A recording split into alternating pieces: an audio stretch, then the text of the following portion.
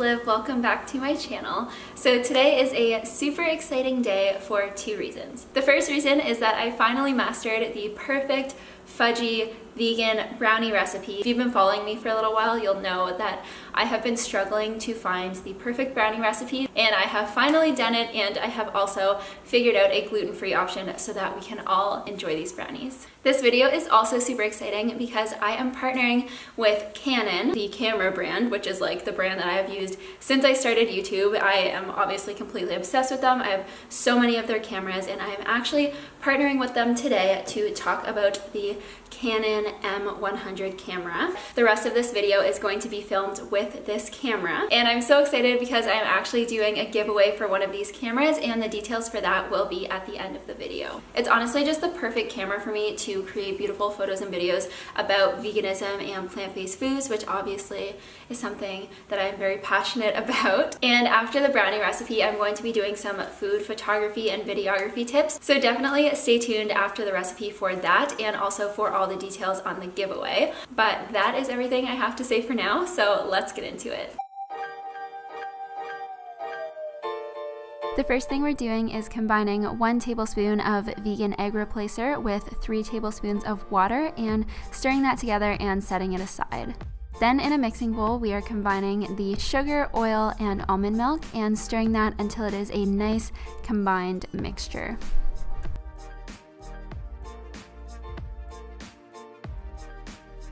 Okay, so a quick note on the gluten-free option for these brownies. So I tested so many different types of flours and flour combinations, and the combination of all-purpose flour and buckwheat flour that is used in this recipe is just like the perfect combination to create the perfect vegan fudgy brownie that I have found. But if you want a gluten-free option, you can actually just use all buckwheat flour. For some reason, it works both ways really well. So yeah, okay, I hope that makes sense, and let's get back to the recipe. In a separate mixing bowl, you can add the all-purpose flour and buckwheat flour, or if you are making them gluten-free, then add the whole amount of buckwheat flour. Add the baking soda and cocoa powder and whisk that together until it is combined.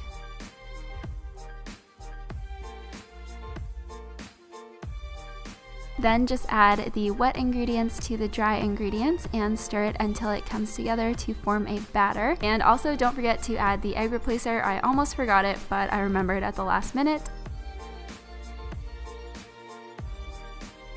And then you can pour that into a parchment-lined baking pan. I use an 8x8 pan because I like how thick the brownies are, but you could also use a 9x9 if you want them to be a little bit thinner. And then just spread that out so that it is nice and smooth on top, and bake them in the oven. Make sure that you just put a toothpick or a fork in the middle before taking them out. You want it to come out clean or with a couple little crumbs. And while those are baking, we can make the icing, which is just a tablespoon of vegan butter, or you could use coconut oil as well, some cocoa powder, and a little bit of almond milk, and then just use a hand mixer to make that nice and smooth. And then we are adding about 1 cup of powdered icing sugar, but I like to add it a little bit at a time because I find it mixes better that way. And then just mix that all together until the icing is as thick as you like it and nice and smooth. Once the brownies come out of the oven, you want to let them cool before icing them, but once they are cool, you can just slather on that icing and slice them, and you are ready to dig in.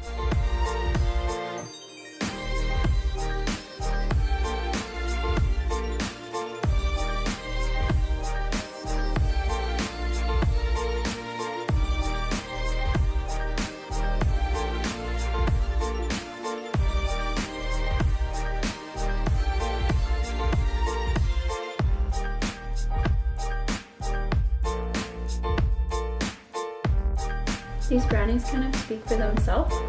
I feel like you can just tell that they're good. So like I said at the beginning, I'm just going to tell you guys how I achieve kind of like the look and style of my videos, as well as like tell you some photography tips for food. What I love about this camera is that a lot of the time when you have small cameras like this, the lenses are not removable and you're kind of just like stuck with the lens that it comes with. But this one, actually, you are able to remove the lenses, and by other lenses for it, which is really awesome because there's so many cool lenses you can get, like a macro lens or like a wide angle lens, and it just allows you to switch up your style and just find what works for you for the photos that you're taking. As you guys probably see in my videos, I do a lot of kind of like close-up shots where something is in focus and then the background is blurry, and the way you achieve that is actually by getting a lens with a low f number. When it is a low f number, it means that your subject, whatever you focus it on, will be really sharp in focus, and then the rest of the background will be super blurry. So some quick little food photography tips.